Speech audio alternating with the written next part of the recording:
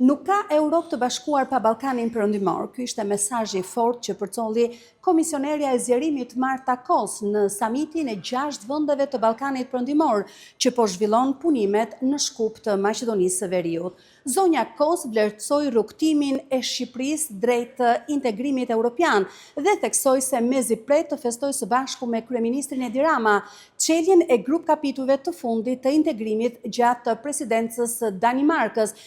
Një plan i cili po ecën si duhet dhe po na afron për ditë më shumë me Bashkimin Evropian.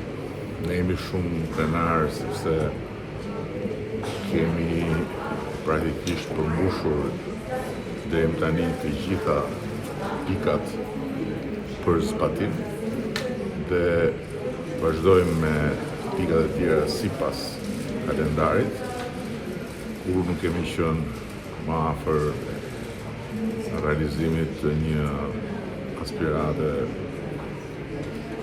shumë shekullore, do thosh.